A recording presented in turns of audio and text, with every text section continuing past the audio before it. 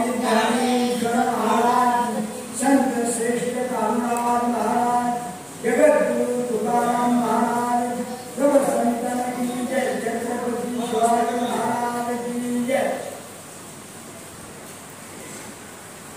ज्ञान रोपडे जगी हित निनेते तुम्ही अवतार पांडुरंगा नाव ठेवले ज्ञानी। आरती ज्ञानराजा महाकवेला केला, शेवटी झाली संत म्हणून वेदला। आणि ग्रंथात उपजवी विषयची लोकी द्रष्टादर्शे विचे होवावजी। एक म्हणे श्री विश्वेश्वराओ, हा होईल दान पसाओ, येणे बरे ज्ञान देवो सुखिया।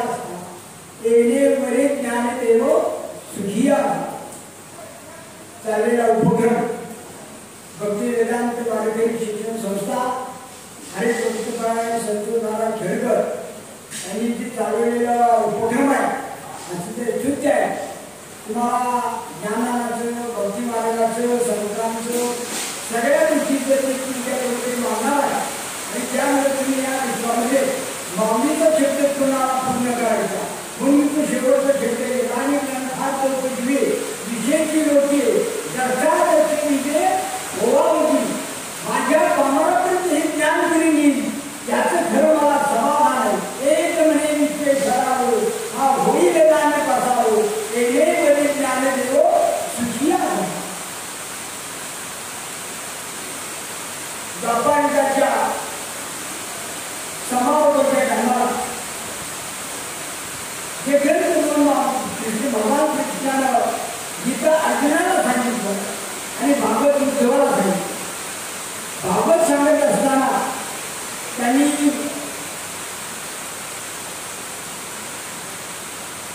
त्यांना एक जाणवलं।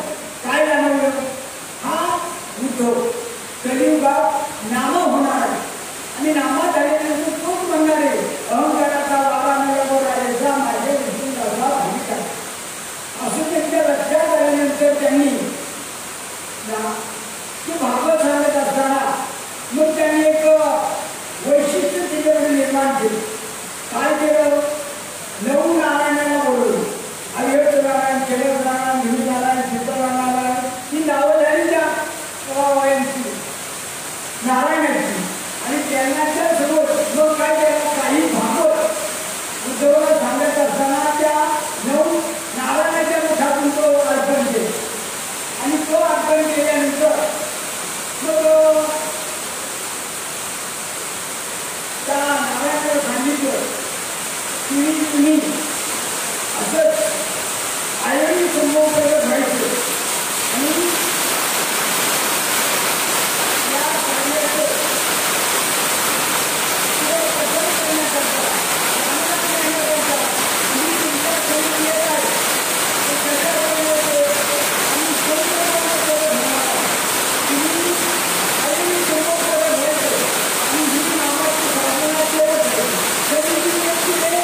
व्यापारी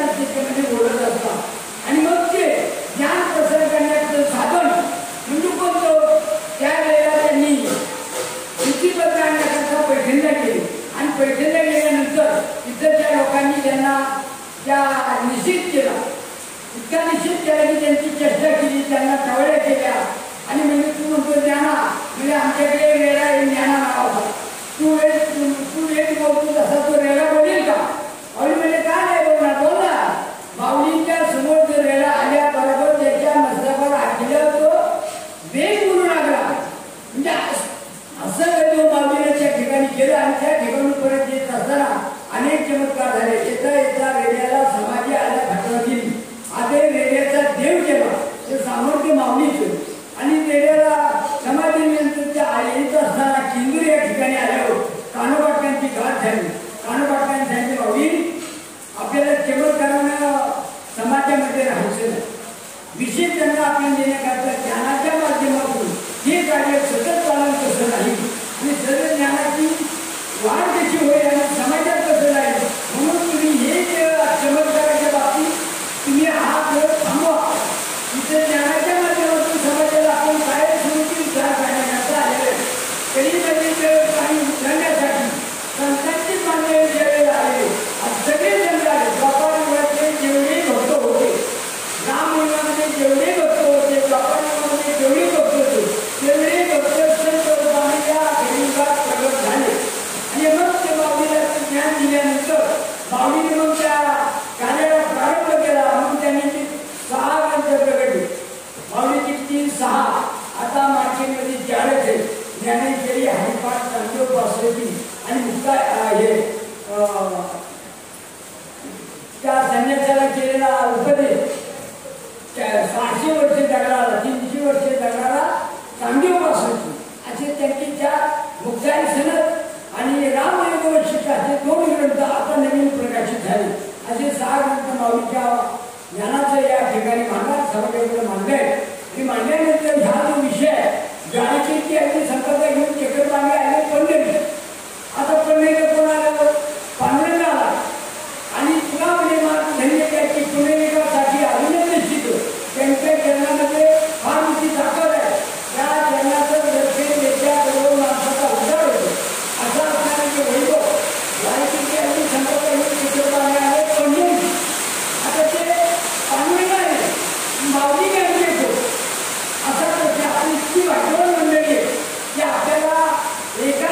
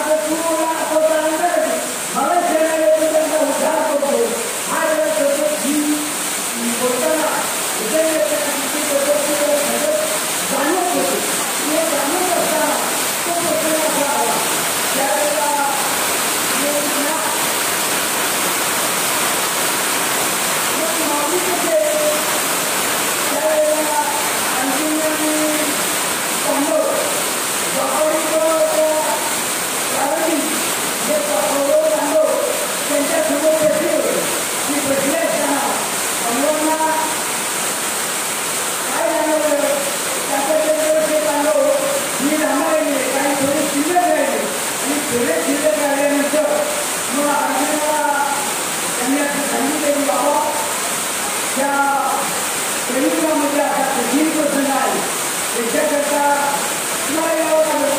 म्हणजे त्याच्याकडे कोण यावं, तुम्ही नेमके कोण किंवा आपल्याला ठेवून तो नाश्ता करण्याकरता त्या ठिकाणी एक कामाचं दुकान आहे.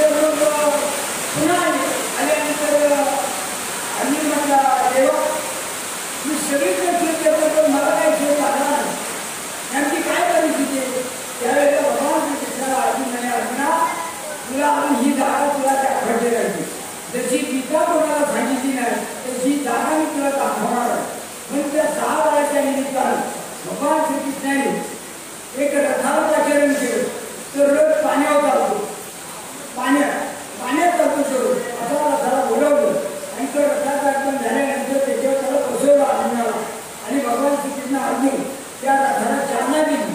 मग तो त्यावेळेस तो प्रश्न झाला पाण्यामध्ये. आता आपण भौगोलिक परिस्थिती अशी आपल्या जगामध्ये 33 जणी आणि 67 पाणी म्हणजे पाण्याचा विस्तार 3 पटीने आहे. आपल्या उघरामध्ये आपण फक्त बोलतो अटलांटिक महासागर, पॅसिफिक महासागर, हिंदी महासागर ही फक्त नावं घेतो, पण त्याची नाण्याची विज्ञानाला अजून शोधला आहे. अशा प्रकारचा आपल्या भूतावर मग भगवान श्रीकृष्णांनी त्या आनंदाला सर्व आचरण केलं. आचरण त्याच्यावर राहून झालं. मग खारा समुद्र समजा आपल्या संपूर्ण ऑस्ट्रेलियाच्या शेजारी खारा समुद्र जगामध्ये ही खारा समुद्र आहे.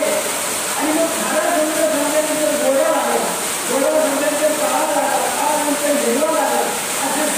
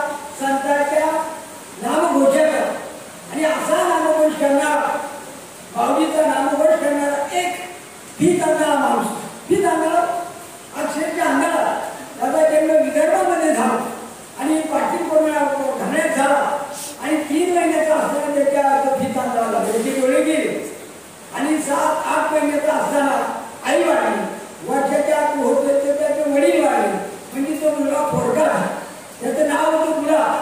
मग मावशीने त्याला सांभाळलं. असं 7-8 वर्षाचं झाल्यानंतर त्या ठिकाणी असे काय आल्या आणि त्या गुलाबच्या मावशीला म्हणायचे, मावशी आळंदीला जाते ना, मग आपण कधी जाता, मग महावारीला जायचं. कार्तिकीला माऊलीची महावारी तेव्हा पण होती त्या दिवसापूर्वी आणि मग त्या महावारीला जाताना ह्या महिला आता चाललं होत्या की किंवा जाऊ आपण सगळे. तो गुलाबाई केलं अतिशय चेंज होती. मला माणूस इतका एखाद्या शरीराने एखाद्या अवयवाने जर तो बाधित झाला दुसऱ्या अवयवाची ताकद वाढते. अशा पद्धतीनं तो त्याचा पुण्यामध्ये अति तीक्ष्ण होतो. तो म्हणायचा, मावशी मला एक वेळ आळून दिला, मावशी मला एक आळून दिला, असा टाळून द्यायचा.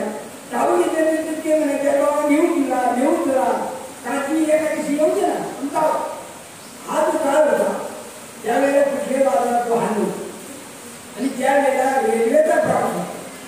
नागपूरवरून पुण्यापर्यंत रेल्वेने जे प्रवास हा त्या महिला रेल्वेने कार्तिकीला माऊलीच्या दर्शनाकरता महावारीला गुलाब सतत त्यांच्याबरोबर होता. आळंदीला येत असताना कुठला रस्ता पण साधी गाडी रस्त्याच्या प्रमाणे त्यांनी प्रवास पायी केला. आळंदी पुणे ते आळंदी. मग तो गुलाब मावशीचा पद्धत मागे धरलेला आणि तो गुलाब तिच्याकडे खेचला चाललेला.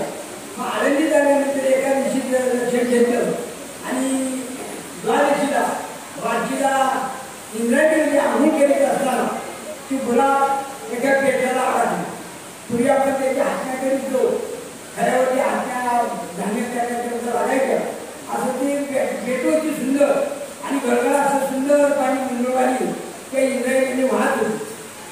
आंघोळ करता करता गुलाब एका पेटाला अडकल्यानंतर त्याला बाजूला येता येईल बाहेर निघता येईल आणि मावशीने खूप बघतात त्याला गुलाब पुढे सापडा नाही. एवढं काय प्रकारची याची काही सोयी नव्हती. बराच वेळ शोधून दमल्यानंतर तिला पुण्याला माघारी यायची होतं. बाकीच्या बायांनी गडबड केली. तिला त्या गुलाबाला छातीवर दगड घेऊन सोडून यावं. आधी त्या मातेला एवढा सांभाळलेला गुलाब सांभाळलेला तिला सोडून त्या मावशीला यावं लागलं. आता गुलाब तिथं राहिला तर तो गुंतला. गुंतल्यानंतर तो सारखा जाऊ यायचा, अरे मला कुंदरी पडेल नाही, मला कुंदरी पडेल. एकाला द्यायला म्हणजे प्रत्यक्ष माऊलीला द्यायला. माऊलीला द्यायनंतर त्याच्या आदर चला आपण तुम्हाला दाखवू. मला हे बघ त्या इंद्रायणी ते माऊलीचा दरवाजा एवढेपर्यंत मला 2 छकरा मावणार आणि मला दररोज आंघोळ करता येईल, दररोज माऊलीच्या दारात बसता येईल. त्या पद्धतीने गुलाबला ती माहिती मिळाली. माहिती मिळाल्यानंतर गुलाब दररोज इंद्रायणीची आंघोळ करायची. आजही त्या ठिकाणी आपण कासव आहे पाषाणच त्या पाषाणाच्या कासवापाशी तो गुलाब बसायचा. ज्ञानदेव 4 अक्षरी मंत्र म्हणायचा. ज्ञानदेव असं 4 अक्षरी. म्हणून तुकोबारांनी अभिप्राय केला, काय अभिप्राय, पुण्यवंत व्हायला घेता सज्जनाची नावे लेखे माझी वाट्या तुझी महालाभ होताच. एवढा मोठा लाभ पंचशक्ती मिळतो. देवापेक्षा संतांच्या शक्तीनं महालाभ होतो. देवाच्या बलिदानी लाभ होतो पण महालाभाची शक्ती संतांच्या नावाने होतो. ज्ञानदेव त्याला कोण माणसं यायचो, कोण त्याला भिक्षा द्यायची, कोण त्याला अन्न द्यायचं. मग तो गुलाब काय करायचा, ज्ञानदेव असा सारखा तो माऊलीच्या नामाचा देवघोष करायचा. त्यामध्ये त्याच्या हातात यायचा पेढा. कसा आता डुप्लिकेट पेढा राजस्थानवाल्यांनी सगळे गोंधळ घातला पण खरा पेढा तो दुधाचा आहे. तो पेढा त्या गुलाबच्या हातात यायचा. पेढा खायचा, कधी खोबरं घ्यायचं, कधी खाली घ्यायचं. अशी दमदार पदार्थ त्याला माऊलीनं कळवलं आणि मग माऊलीच्या करता माऊली प्रगट झाली आणि प्रगट झाल्यानंतर त्या गुलाबच्या मस्तकावर हात ठेवला. हात ठेवल्यानंतर काय प्रकार झाला, त्या गुलाबला माऊलीचे सगळे ग्रंथ मुखोद्गत झाले. सगळे ग्रंथ कोण आहे तो गीताला आणि सगळे ग्रंथ मुखोद्गत झाले. मग लोक कधी यायची, वारकरी येते एकादशीला आली की मुलाचं ती चिंतन झालेलं असेल. वारकरी मुद्दाम गुलाब काय झाले, ज्ञानेश्वर झाले, गुलाब काय झाले, चांगले उपासनेची झाले, गुलाब काय झाले, अमृतानुभव झाला. ज्या ज्या ग्रंथाचं तो चिंतन करायचं त्या ग्रंथाचं नाव पण सांगायचं. मग ती सगळी हे होते. तो स्वतःचा टोकरा स्वतःला ज्ञानेश कन्या म्हणतात. ज्ञानेश कन्या, मी माऊलीची कन्या आहे असा स्पष्ट बोलायचा तो. आणि अशा प्रकारचं असणारं गुलाबचं वैभव पुढे ते लोकांना जाणवलं. त्यांनी मधुरा दर्जाच्या नावाचा संप्रदाय उभा केला आणि एक भक्तीची दिशा मात्र त्या गुलाब महाराजांनी सगळ्यांनी पुढे ठेवली. गुलाब महाराज काय म्हणले, तुम्ही फक्त विष्णूला पूजा करा, महादेवाला जाणलं नाही तुमची पूजा पूर्ण होत नाही. तुम्ही ज्या वेळेला महादेवाची पूजा करणार, विष्णूला मानणार, ती सुद्धा तुमचा नमस्कार पूर्ण होणार नाही, पूजा पूर्ण होणार नाही, साधना पूर्ण होणार नाही. ज्यावेळेला तुम्ही दोघांना समून एकाच व्यक्ती जर पूजा केली, हरे राम हरे कृष्ण कृष्ण कृष्ण हरे हरे नाही, हरे म्हणजे महादेव, कृष्ण म्हणजे महाविष्णू, तसं या दोघांच्या साधनेनेच खरी भक्तीचा तुमचा लय तयार होतो. अशा पद्धतीची दिशा देणारे गुलाब महाराज आणि त्यांनी मुद्रा दर्जाच्या नावाचा संप्रदाय उभा केला. आजच्या काळामध्ये आता तिकडं त्या गुलाब महाराजांच्या वागण्याची कोणशीला बसवण्याकरता प्रतिभाताई पाटील या भारताच्या राष्ट्रपती पुण्याला त्यावेळेला भेटीला त्यांनी 3 दिवस पुण्याला दिले. एक आळंदीला, एक अवसरीला आणि एक पुण्यात. तर आळंदीला बनण्यासाठी आले. फक्त गुलाब महाराजांच्या जन्मशाळेला त्या वागण्याची कोणशीला धक्का करतात अशी ताकद त्या गुलाब महाराजांची. आणि असा जो गुलाब महाराज ही झाला त्याने बऱ्याचशा वाटकऱ्यांनी मग त्यांना विचारलं, गुलाब तुम्हाला तो माऊली भेटली, मग माऊली कशी होईल? आता तो तोंडाने वाटत फरता येईल ना त्याला. तो मला काय करा, एक फरशी आण आणि खडू आण. मग खडू आणला, फरशी आणि त्याच्याकडे फरशी ठेवली. म्हणजे गुलाब घेतो तुझ्याकडं फरशी ठेवली आणि हा खडू घे. त्याने खडू घेतला आणि तो अंगठ्यात असा इथे झाला आणि दोन्ही हाताने अंगठा झाला, दोन्ही हाताने एक पाय झाला आणि त्या फरशीवर माऊलीचा फोटो काढला. तो निघाला जरी भेटला. आजही बाजारामध्ये मार्केटमध्ये जरी भेटलेला जो फोटो आहे माऊलीचा, पण आई 21 वर्षाचं तरुण इतका तेच फोटो आहे. शेजारी पांडुरंग आहे आणि असा फोटो काढणारा आणणारा बीज आणणारा कोणाचा फोटो? माऊलीचा. म्हणजे अशा पद्धतीचं माऊलीचं वैभव त्या गुलाब महाराजांनी आपल्या त्या शक्तीने या समाजामध्ये आणलं. म्हणजे पुण्यवंत व्हावे नेता सज्जनाची नावे, हे जे माझी वाचा कुठली महाराज फुका झाली. अशा प्रकारे ते माऊलीच्या ज्ञानाचा हा जो प्रसाद, तो माऊलीच्या जाणीवेचं आंधळ्या माणसानं या समाजामध्ये खूप ज्ञान आणलं. आणि हे करीत असताना माऊलीची फार मोठी इच्छा होती, फार मोठी प्रबळ इच्छा होती. आणि विषयीची लोके जगतात असे विजय होत माझ्या महाराजांपर्यंत ही गेलेलं ज्ञान कोण नेईल? त्यावेळेला त्याचं खरं समाज एक म्हणजे विश्व ठाव हा होईल ज्ञान पसावो येणे वरे ज्ञान देव सुखिया. अजूनही कोणाला माहीत नाही. माऊलीच्या समकालीन असणारे सगळे संत माऊलीचं वाङ्मय अगदी पाहिल्यानंतर पसायदानाच्या माध्यमातून सगळ्यांनी विचार केला की माऊलीच्या वाङ्मयाचा ज्ञानाचा प्रसार होईल त्यांची अतूट इच्छा आहे, फार प्रबळ इच्छा आहे. आता इच्छा करण्यात त्याला साधन काय, जर समाजात येण्याचं माध्यम काय? आता तसं आपण माध्यम सुरू केलं. 7 दिवस प्रवचन, 7 दिवस कीर्तन, 8वं काल्याचे कीर्तन, हिचं अखंड ज्ञान सप्ताह जसं आपण उभा केला. पण या सत्याचे मूळ धारक कोण? या सत्याचा मूळ धारक हे कानोपाठ. या ज्ञानाचा प्रसार करण्याची शक्ती कोणापासून सुरू झाली? कानोपाठ. कानोपाठाची काका असे ज्ञान राजा. कारण कानोपाठ त्यांचं वय 22 होतं आणि त्यांचं वय 61 वर्षाचं होतं. म्हणजे 60 वर्ष अगोदर या भूतलावरती नांदते 40 वर्ष. म्हणजे एवढा मोठा दोघांच्या अंतिम वयामध्ये अंतर होतं. मग त्या कानोपाठकांनी त्यांच्या सामर्थ्याने चाकल चौघांशी तिथे भुईकट किल्ले जावं. मग त्या भुईकट किल्ल्याला सांगितलं की असा आपल्या ज्ञानाचा प्रसार करायचा, असा संत बोलवायचा, हे करायचं. मग काय करता तुम्ही? आम्हाला मदत करा. कोण म्हणजे? कानोपाठ. काय करायचं म्हणजे तसं आपल्या एखाद्याचं जागरणच करा. आणि सगळ्या पाहुण्याला बोलायचं. पूजा असली की सगळ्या पाहुण्याला, सगळ्या गावाला सांगितलं करू म्हणजे आमचं चूल बनवा,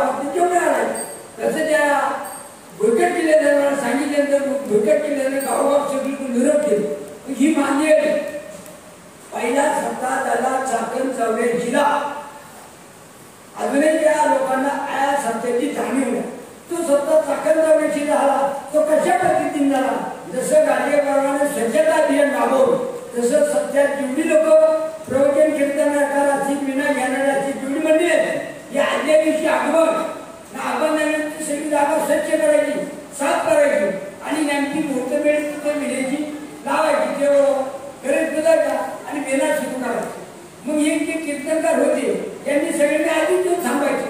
आता ज्यांची कीर्तन सेवा त्यांनी नामा म्हणे तुका म्हणे हे नाही म्हटले. ज्यांनी ते सतत होते त्यांनी स्वतः चरित्र केलेल्या अनुभवाचे कीर्तन करायचे. माऊली मात्र प्रवचन करा. ज्ञानी गेले एका ओळख चिंतन वाटत तर माऊली प्रवचन करतात की काय सगळी ऐकायला बसले ना.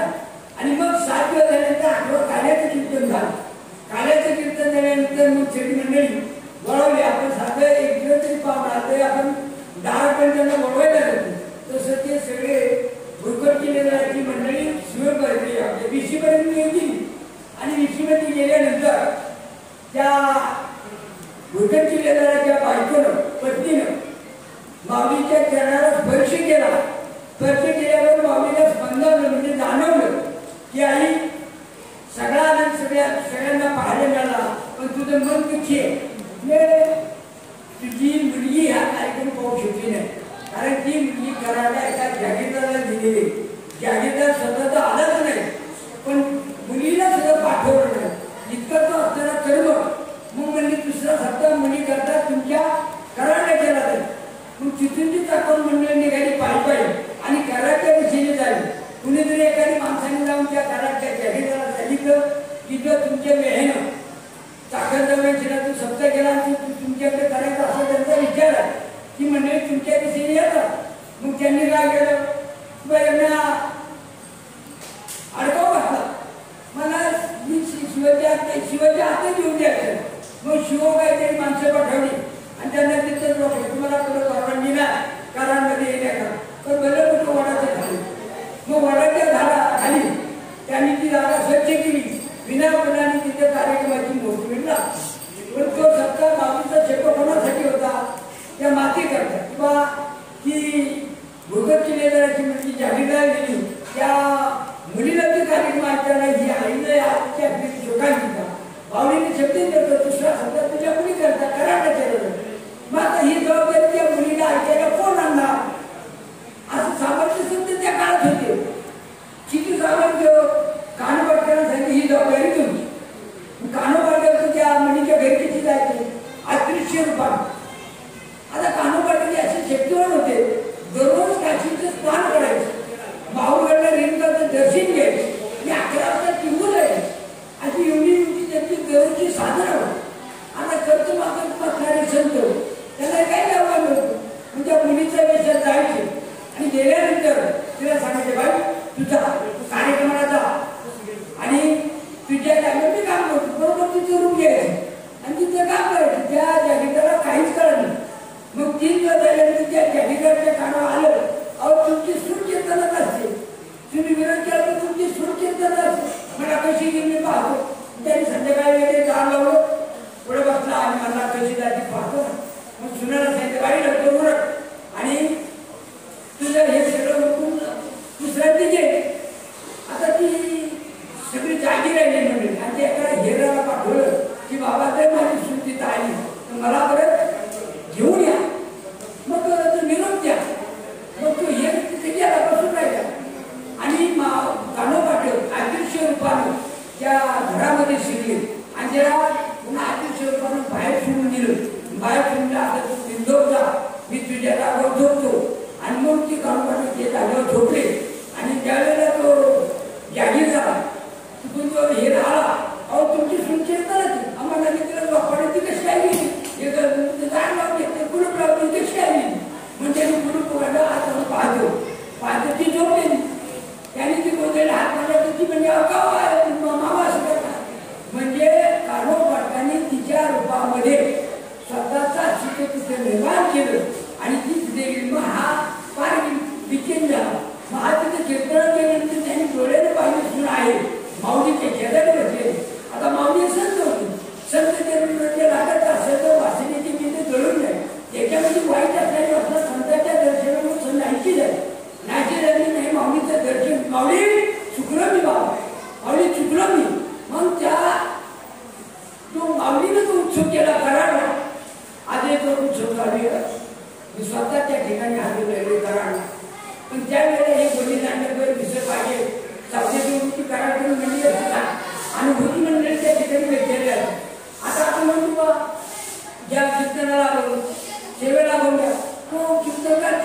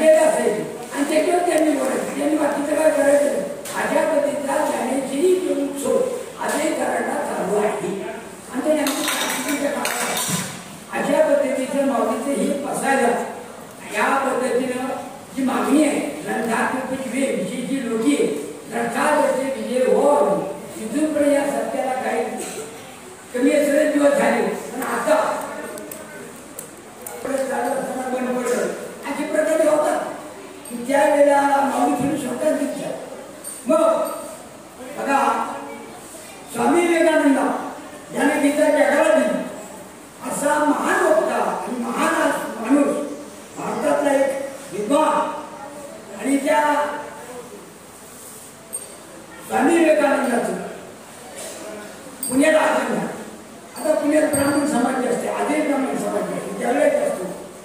त्यांच्या लक्षात आलं की इथून जवळच अंतराव ज्ञानेश्वर माऊलींची समाज आहे.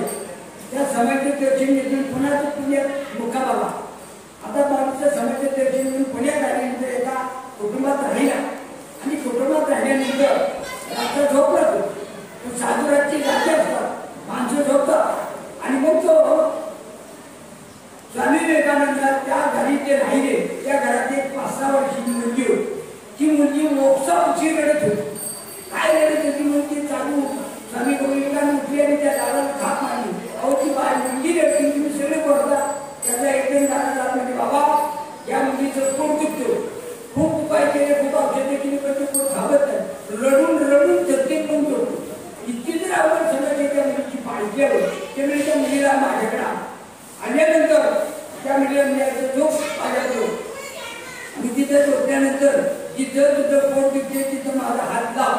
म्हणजे मी आणखी तो हात स्वामी करता घेतला, तिथं ते ठरठर केली तो पोट, तिथं हात लावला. दाबडतोब वेदना थांबल्या. ज्ञान ऐकल्याच नाही, कायम स्वतःचं पोट दुखायचं बंद झालं. आपणासारखी व्यक्ती तात्काळ नाही काय वेळ तयार आहे अशी चिंतन मर्यादा संता घडली. असं ते संतांचं समजले आहे. आपल्यासाठी तात्काळ करण्याची ताकद करतो संतांमध्ये. आणि मग तीच मुलगी पुढं जो घराण्यात येण्यात आला चिंचवडच्या भागात रामराजांनी लहानपणी त्या मुलीचं लग्न चिंचवडमध्ये जो घराण्यात येईल आणि त्याला जो स्पर्श झाला कोणाला साक्षात्कारी माणसा आला त्या मुलीला, तो स्पर्श झाल्यामुळं तिला ते दिवसदिने तिला तो मुलगा झाला, त्याचं नाव जोग म्हणा. आता लक्षात आलं. ह्या ज्ञानाचा प्रसार करण्याकरता माऊलीनं त्याचे काही दिशा दिल्या. ही माऊलीचीच कृपा. कारण स्वामी विवेकानंद हा साक्षात्कारी म्हणून माऊलीच्या दर्शनाला आला आणि एका लहान मुलीच्या पोटावर हात ठेवल्याबरोबर दुखणं थांबलं आणि चोच पत्ते झाल्यामुळे तिला तो मुलगा झाला, त्याचं नाव जोग झाला. त्या काळात पहिलं तिला खूप किंमत होती. त्यावेळेला आपल्या गाडीचं सुधारले त्या गाड्यापेक्षा आखाडी जास्त होती. पंढरपूरला आखाडा भरला आणि तो जिन्नून सुटला. जिन्नून सुटल्यानंतर मग एका साधूच्या दर्शनाला गेला आणि तो अरे बिंदन नाही सुटला, तुला एक मोठा पैलवान पाडायचा. म्हणजे काय सांगा ना बोलू मला. त्या साधूने मला सांगणार नाही म्हणजे सगळ्या जगाला यमानं पाडले, आपल्याला यमाला पाडायचं. मग आपण तुम्ही दिशा द्या, आपण नसतो. जो महाराजांनी पहिली वारकऱ्याची चित्रपात ही उभं केली. हजारो कीर्तन काढले, लाखो कीर्तन करायला या साम्राज्याची वापरात कीर्तनाच्या माध्यम ज्ञानाच्या माध्यम संपूर्ण जगभर प्रसार चालू आहे.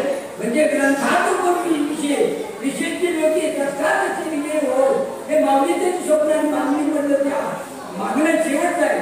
म्हणून ग्रंथात पृथ्वी विशेषची लोके तत्काळ विजय व्हावं अशा प्रकारचं आपल्याला या माऊलीनं शिवाय तुम्हाला काही प्राप्त होणार नाही. म्हणून प्रत्येक समाजाला संधी दिली, कुठला समाज रिक्त ठेवला नाही अशी ताकद भगवान चिंतन संपवलं या ज्ञानाच्या माध्यमातून या समाजामध्ये उभी केली.